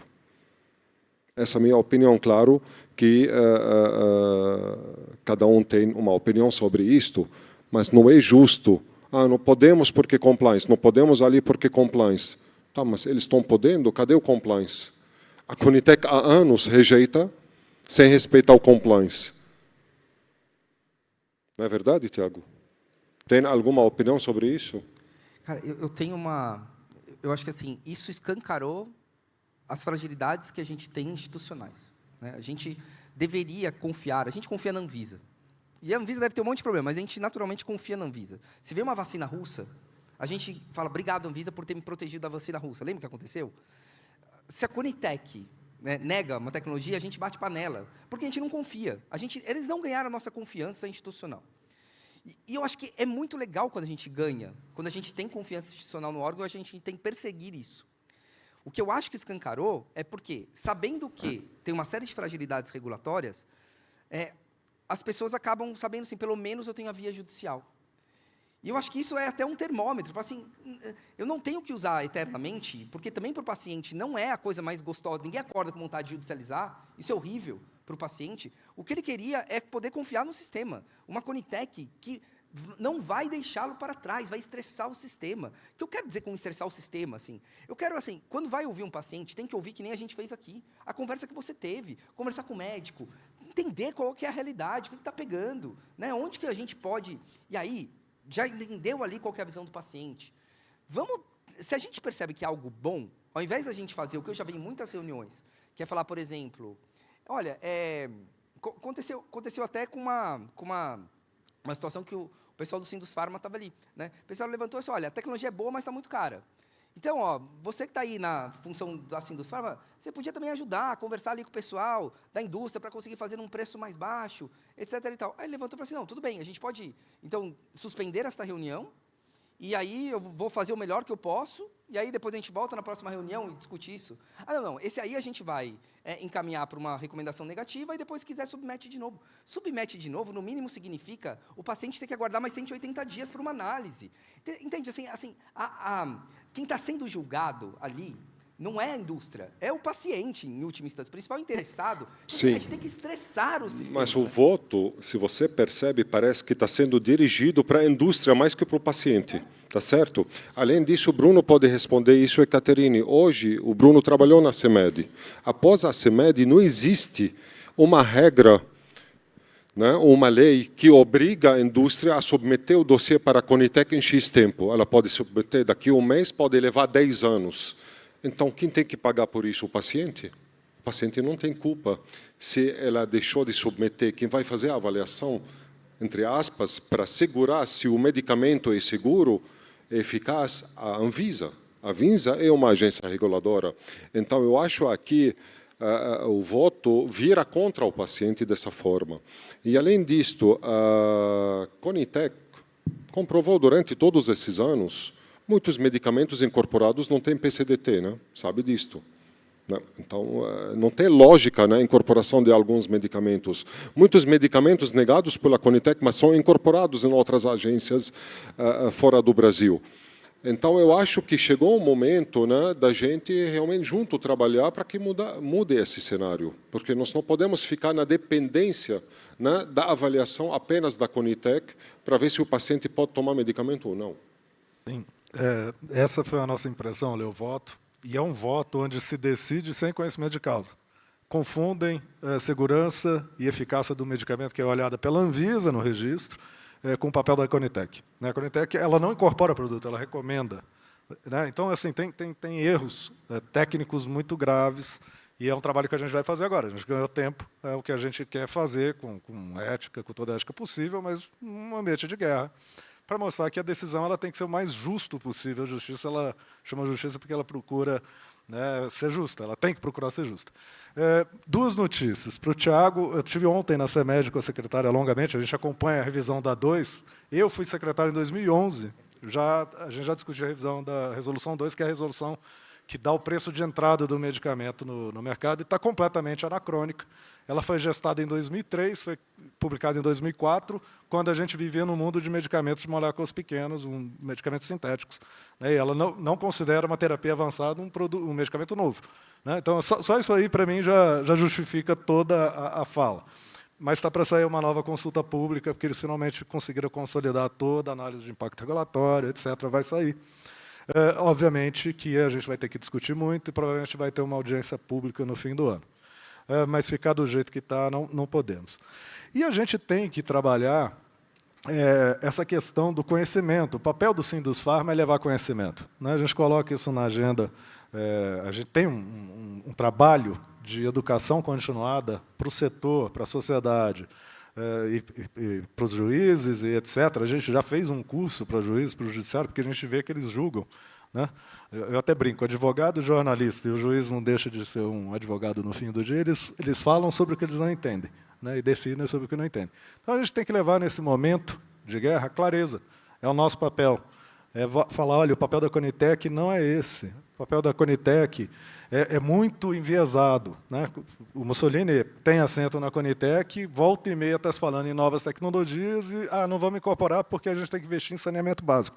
Saneamento básico não é no Ministério da Saúde, não é na Conitec, é em outro ministério. Precisamos investir em saneamento? Claro que sim, mas a Conitec discute a incorporação de tecnologias no sistema de saúde. Precisamos começar a discutir como abrir espaço orçamentário, porque tem um monte de tecnologias ultrapassadas, com PCDTs antigos, incorporados no sistema. Mas o que está chegando é muito mais caro. Tá, mas se você não tira nada, você não abre mínimo espaço para ter um início de conversa, né? E precisamos discutir financiamento, né? A emenda constitucional 95, enquanto teve vigente, ela foi uma âncora, ela reflete até hoje, a gente paga a conta daquilo que ficou parado lá atrás, e a gente precisa aumentar financiamento. A gente teve um contingenciamento agora enorme no orçamento do Ministério da Saúde. O Ministério que mais perdeu capacidade de investir foi o Ministério da Saúde. Bruno, quais são as prioridades? Bruno, eu acredito que temos... Alô?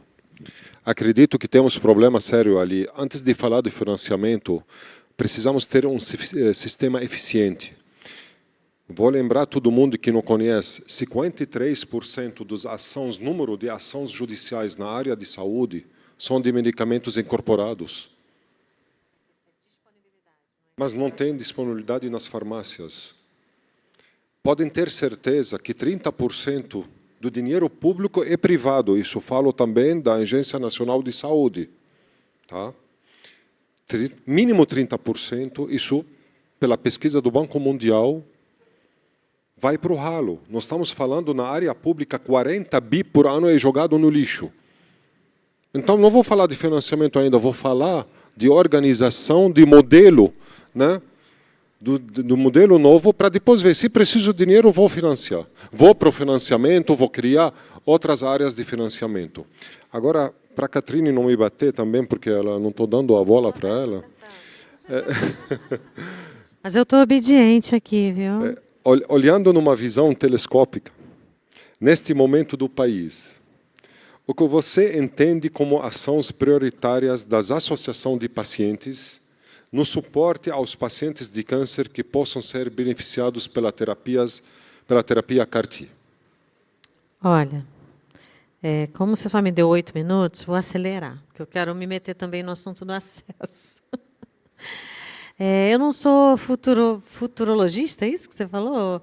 Tiago, eu também não, mas algo me diz, pela pouca experiência de sistemas de saúde, e acompanhando, né, muitos debates com especialistas, e acompanhando também o trabalho, né, das pesquisas, todo o desenvolvimento científico. Eu acho o seguinte, se o sistema de saúde não se preparar para receber as terapias avançadas vão entrar no sistema de saúde, de um jeito ou de outro, porque o futuro não está mais lá, ele já chegou. Ele já chegou, ele existe, ele demonstra bons resultados, ele muda desfecho, ele impacta positivamente aqueles pacientes que podem se beneficiar dessas terapias e, para quem não percebeu, elas não vão desaparecer, elas só vão expandir. E sim, acho que faço uma fala aqui um pouco, confesso, cansada, sabe, de debater às vezes sobre os mesmos cenários, décadas e décadas na sequência. Então, a gente tem que ser disruptivo, entendeu? Não adianta ficar sentado sobre os desafios e reclamando sobre eles. Tiago tem toda a razão, falei isso num evento recente. Tudo é importante. Essa fala, para mim, é uma fala de procrastinação e derrota. Não admito que gestor público fale isso para mim. Nem publicamente, nem no private, né? Tudo é importante, não é isso ou aquilo. Não é desenvolvimento econômico, ou investir em educação, saneamento básico, ou promoção à saúde, ou incorporação de tecnologia. Não. Tudo é importante, tudo é direito social, tudo é básico, né? E tudo é importante na sociedade. Então, falando de saúde e da oncologia especificamente, tudo é extremamente relevante e promove impactos positivos, desde as ações básicas de promoção à saúde e prevenção de doença, mas também a incorporação e disponibilização de terapias que podem salvar vidas. Né? E fazendo o link agora, porque eu vou te responder, senão você vai ficar bravo. Olha, é rápido e simples. A gente ouviu aqui o relato, ao vivo e a cores, da Ana, do que significa para o paciente, mas eu quero dizer que sempre, em 100% das vezes, tirando o medo, né, o temor, a ansiedade e tudo mais, tirando isso, que são emoções que o paciente sente, a visão do paciente sobre as terapias avançadas, o CAR-T especificamente, é uma só. Expectativa, esperança, voltar a sonhar, recuperar a vida plena, agregar anos de vida, sobrevida, qualidade de vida, cura. Essa é a visão dos pacientes. Bom, mas isso não responde ainda a pergunta. Então, o que a gente, a Associação de Pacientes, tem a ver com isso e qual é o nosso papel, né? Como que a gente pode aportar valor aqui?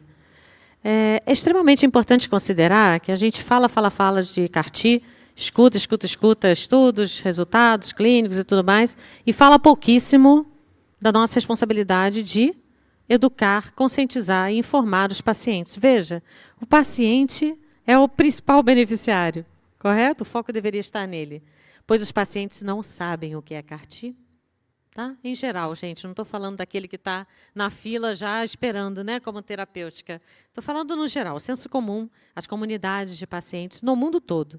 Não é só aqui, não. Então, nosso papel é informar, educá-los. O paciente precisa entender o que é, como é, quando, para quem.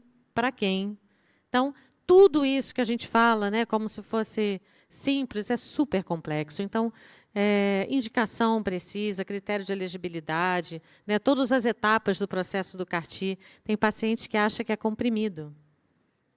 Pergunta para quem pede, mas o meu hemato pode pedir para mim? Então, nós precisamos abraçar esse compromisso, ter essa responsabilidade. Quanto mais o paciente entender sobre terapia avançada e em que momento ela existe, para quem, como, quando, quais são as etapas, ele também vai poder participar. Outro dia eu tive um bate-papo com vocês mesmo, da Kate Gilead, né? E estava aqui expressando, né? Eu falei contigo, acho que com a Marília também. É preciso envolver o paciente também numa discussão de responsabilidade, autocuidado e preparação para receber o CAR-T.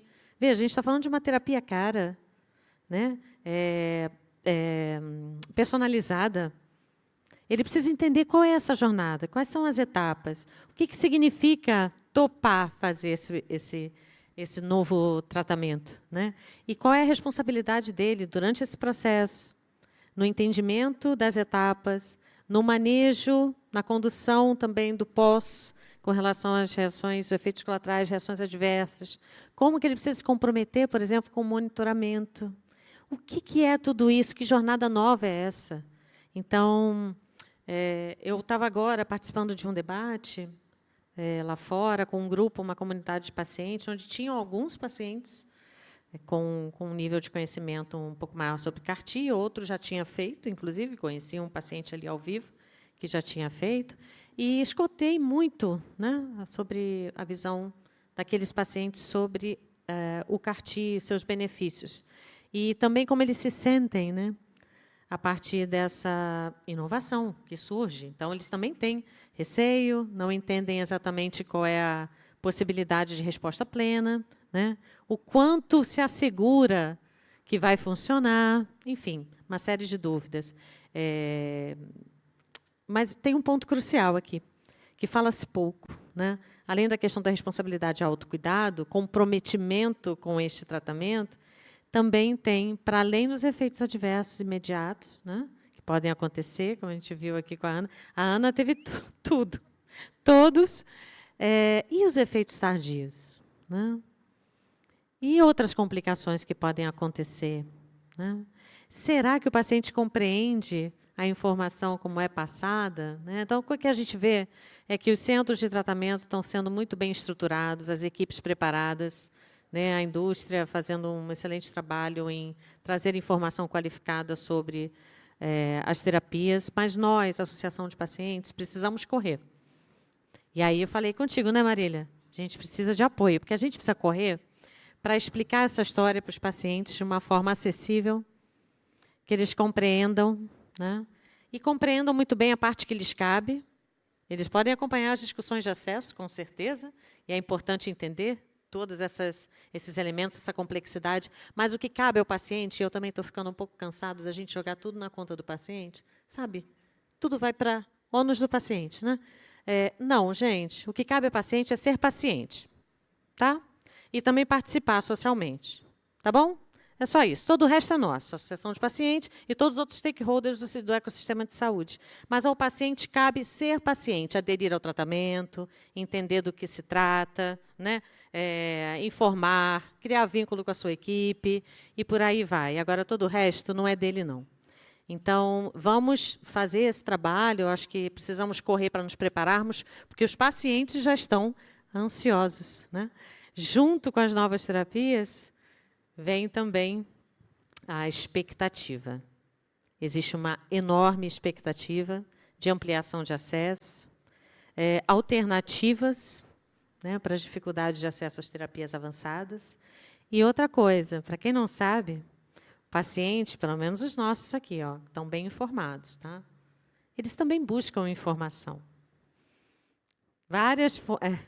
Paciente empoderado, é isso mesmo. Várias fontes de informação.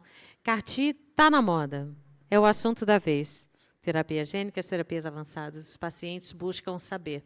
Então, é melhor que nós, como associação, possamos já entrar com uma fala simples, inclusiva, acolhedora, para que eles entendam. Quanto melhor o paciente estiver informado e empoderado, ele vai ser colaborativo.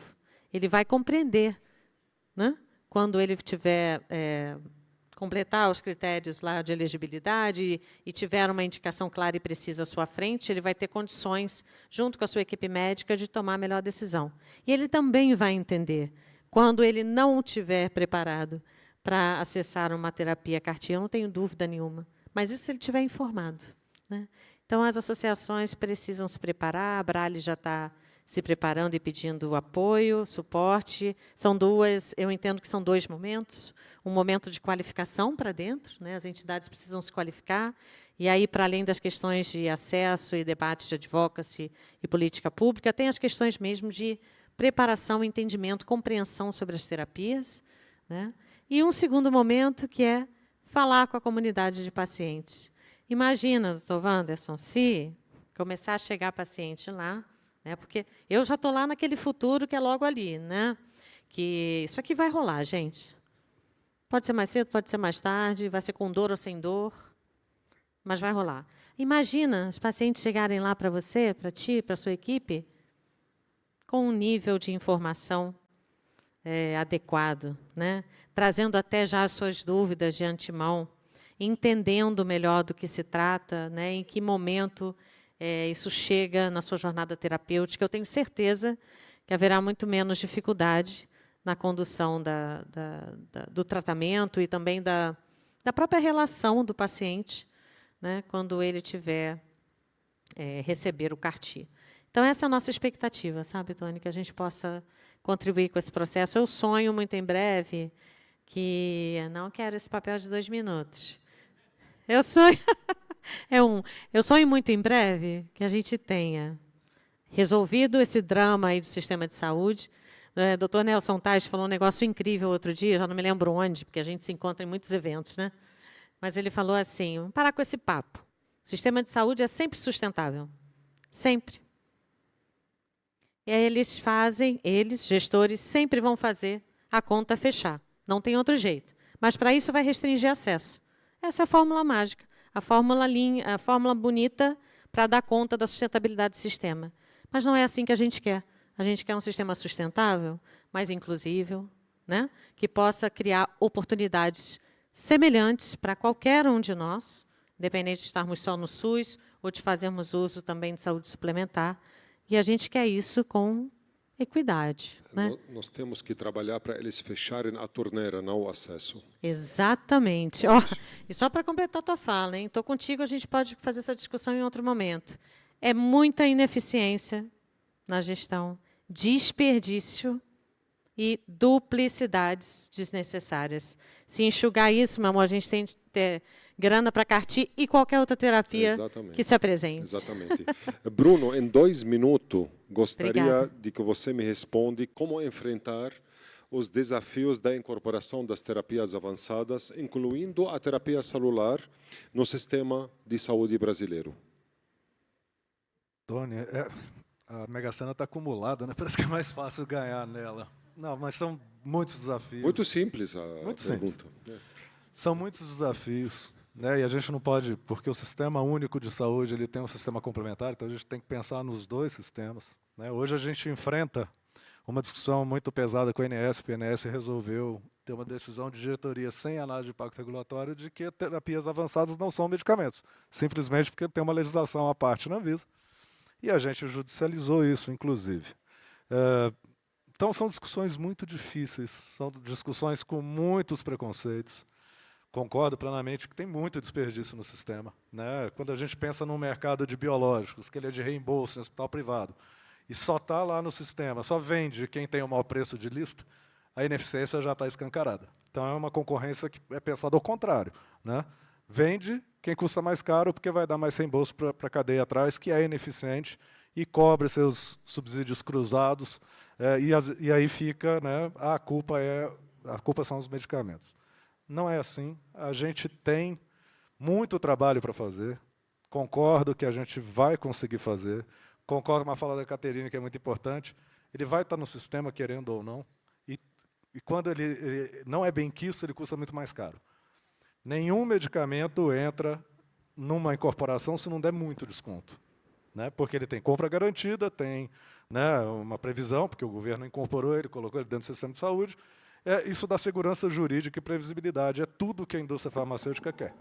E aí você consegue trabalhar com condições muito grandes. E tem um último problema, rapidinho para acabar, de estrutura nessa ineficiência toda, e aí me preocupa muito a Conitec pautar o que pode ou não ser judicializado. Quando a gente pensa num passo antes, todo medicamento, para chegar na Conitec, ele tem que ter preço de entrada na CEMED. A caneta é a mesma. Então, o gestor que está pensando na incorporação lá na frente da Conitec já está tentando barrar ele aqui com um preço que é impossível dele entrar no mercado, né? Então, isso já é uma questão muito antiética, muito difícil de ser contornada. E eu tenho certeza que a Resolução 2, que dá o preço de entrada do medicamento, não é revista desde 2004, porque ela dá muito segurança para o gestor fazer o que ele quer. O medicamento anda no caso omisso, onde não tem um regulamento, e o produto é discutido no caso a caso. A gente já teve vários medicamentos Carticel que pediram preço na CEMED e entraram como caso omisso. Caso omisso, tudo bem, o regulamento não cobre, mas o caso omisso é o primeiro. Os outros não são mais omissos, porque já decidiu no primeiro caso, e você deve seguir uma linha lógica, o que não vem acontecendo. É olhar para a cara do medicamento e dar o preço, e com condições, às vezes, que afasta o medicamento do nosso mercado, do nosso paciente. É isso. Obrigado. Obrigado, Bruno. Tiago, mais 2 minutos e meio, tudo bem? Vou te dar mais meio, tá bom?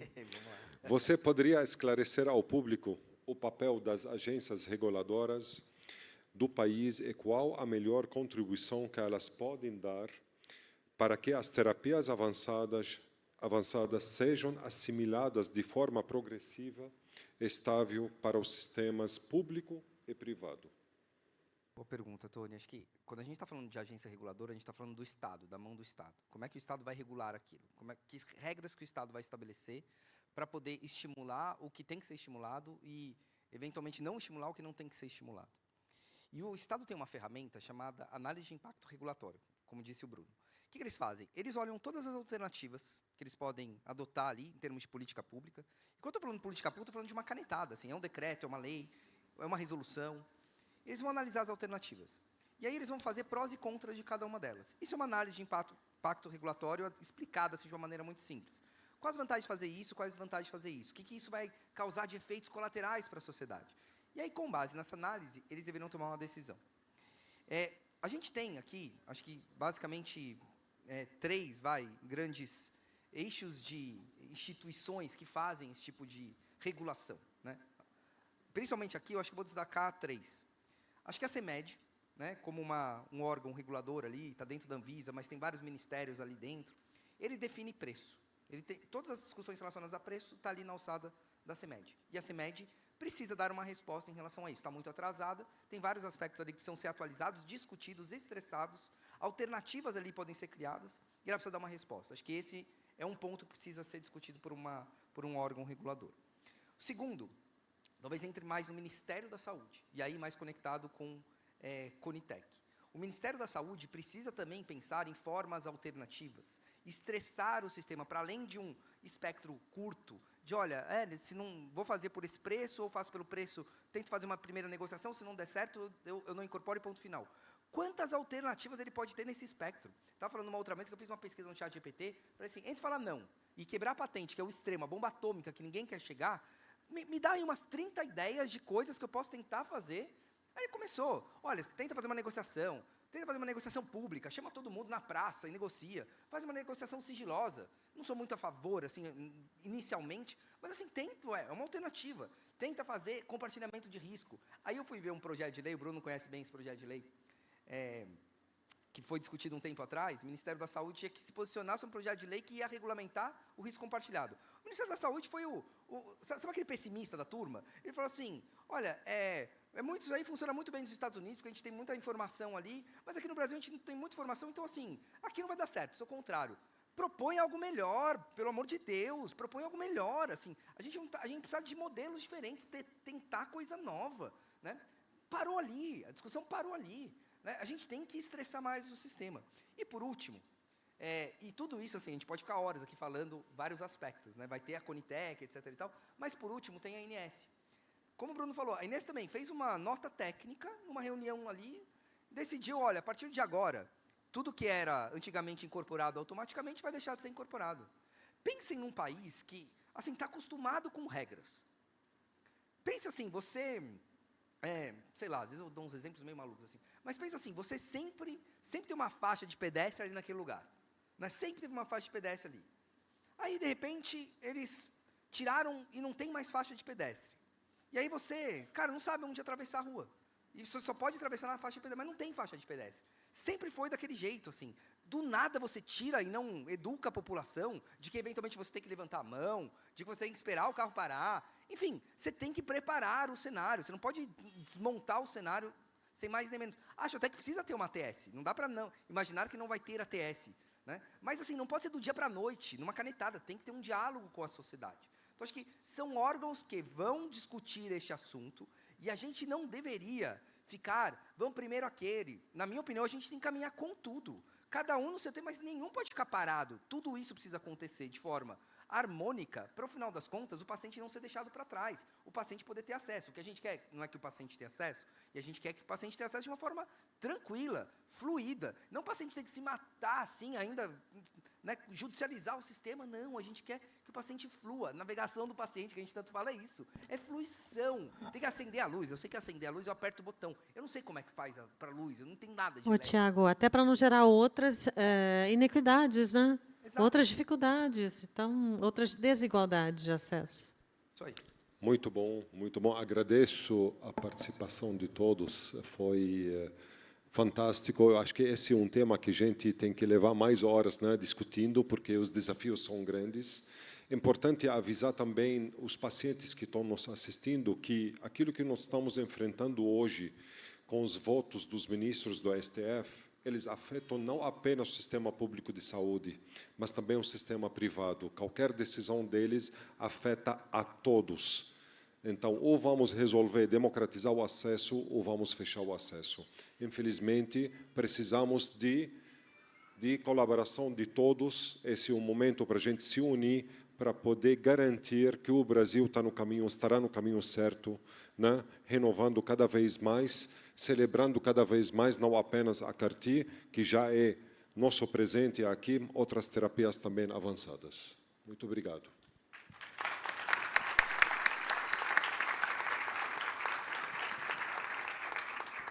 Então, em nome da Kite Gilead, gostaríamos de agradecer a presença de todos vocês até agora conosco, a todos os nossos convidados, Dr. Bruno, doutora Caterine, Tony, Dr. Tiago, também Dr. Wanderson e a Ana.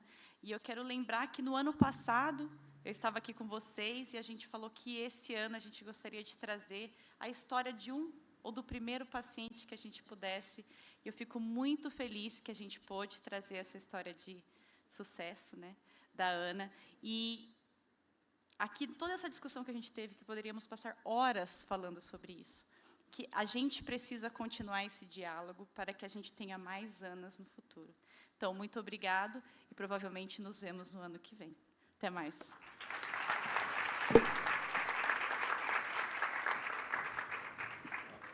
Por favor, não esqueçam de responder a pesquisa de satisfação.